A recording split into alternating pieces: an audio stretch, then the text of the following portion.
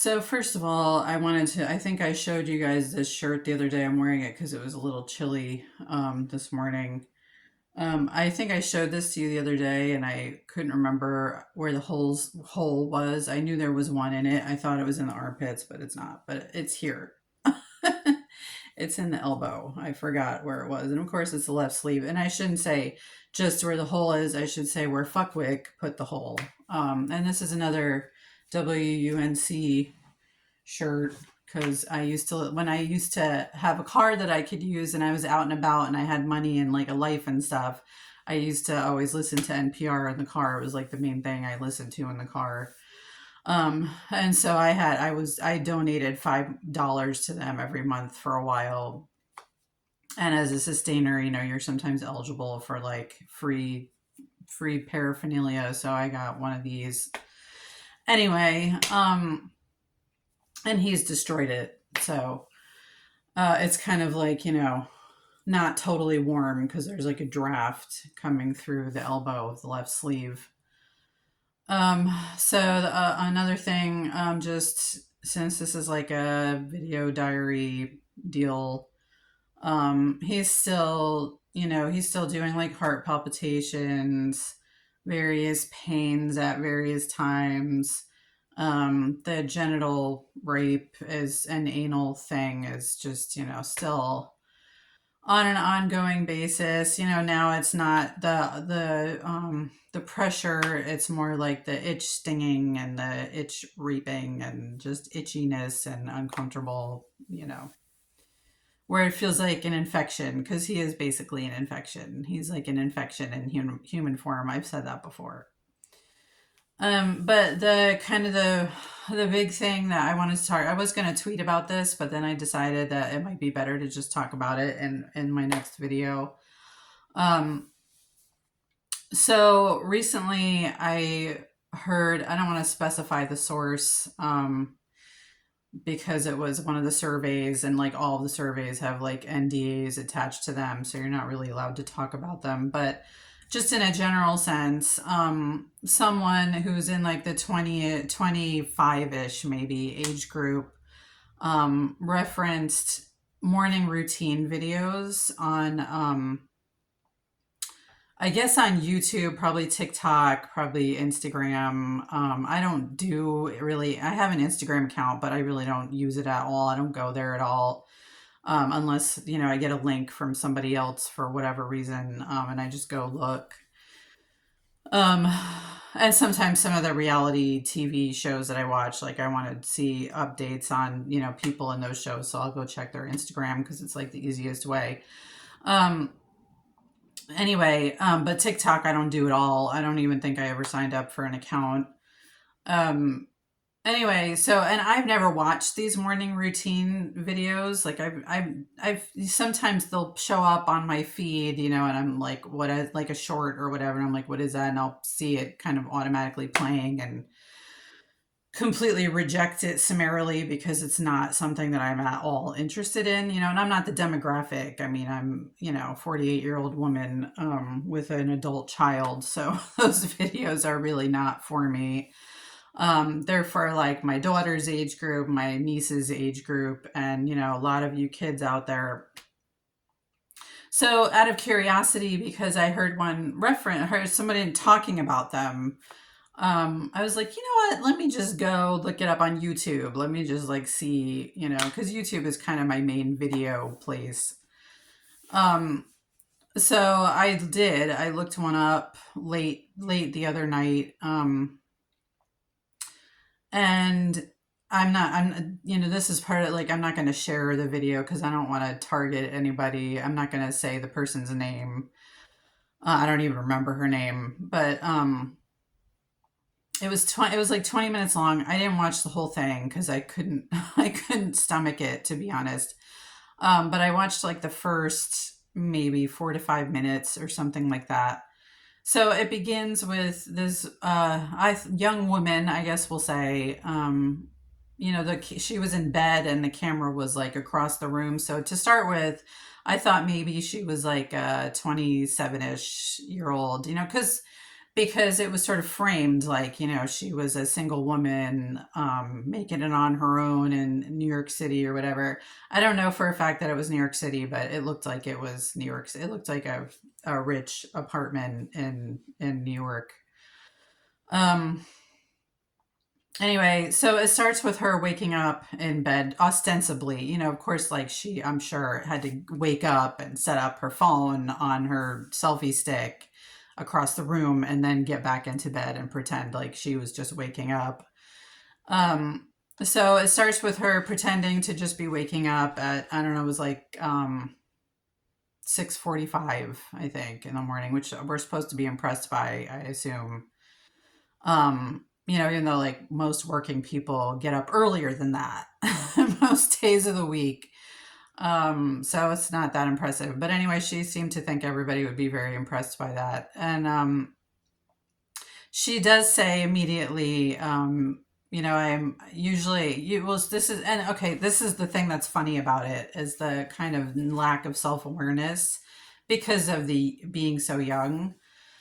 Um so she says, usually I get up at whatever time I want, but I have a class at 10 today, so I want to take a run before I go to class. Okay, so this is why she's waking. So first of all, so now I know she's not 27 and I'm thinking maybe she's like a graduate student, maybe she's like 23 or something. Okay, so she gets up in her little pajamas and sort of sloppily makes her bed. And then we go into the kitchen and she's talking the whole time and it's not very interesting. I don't remember what she was talking about. She was talking about how wonderful her life is. And she says she's going to make coffee before her run. So she goes and sets up her phone and this is all cut together, of course. Um, she goes and so to make her coffee, she first of all her kitchen is just spick and span and huge for like an apartment in New York. Very like with a center counter and everything. I forget what the island countertop, um and and her coffee machine is like this fancy like $1,000 espresso machine from like Bloomingdale's or whatever, wherever the hell people shop for stuff like that these days. Just super fancy schmancy and shiny and chrome, shiny chrome, very very fancy. Like I've never even seen a machine like that in person myself, and I'm 48 years old. So and all the appliances, just the whole thing is just very, okay. So then anyway, so and she makes her little espresso latte, whatever the hell, and with this fancy china, beautiful mug, just gorgeous. It was like flowery and just perfectly beautiful. Like I've never owned a mug like that in my life. I own some. I'm ashamed to say I've owned some china mugs and cups in my life, but they were never that exquisite or expensive. So anyway, so then she finally sits down at the table to drink her coffee, and she says, "Well, it's good, but it's not my best work." Okay, and so at this point, I finally get a closer look at her, and she's like 19 years old. She's like Maya's age. Like she's a kid. She's a child. So then I realize that this is her parents' place.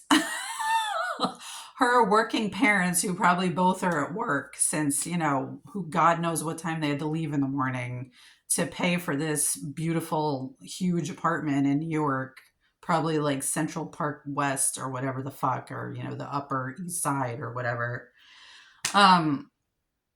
Anyway, and it was like about that point that I stopped listening to her and kind of just faded away, and I ended up stop watching the video because I was just like, so okay. And this was what I was wanting to say about it is, I know a lot of, if those videos are out there, and this video had like 30,000 views or something, and I see the comments, oh, I love your content, I always watch your content, you know um and I was trying to think, like, I mean, when I was young, like, I was always a rebel, you know. I mean, I was always kind of on the outskirts of everything. I wasn't really interested in what was popular or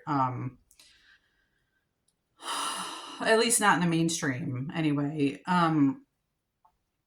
So I was trying to think though, you know, if I had been that kind of girl, like would I, you know, if we'd had these kind of videos in that time, or, you know, like the equivalent maybe would have been like the YM magazines, you know, the youth fashion magazines, which sometimes I would pick up. I think I got a free subscription to one of them once, and they would come and, you know, I'd kind of glance at them. But not really. By the time I was 18, 19, you know, but again, these videos are probably for younger, right? They're probably for younger girls, I would think.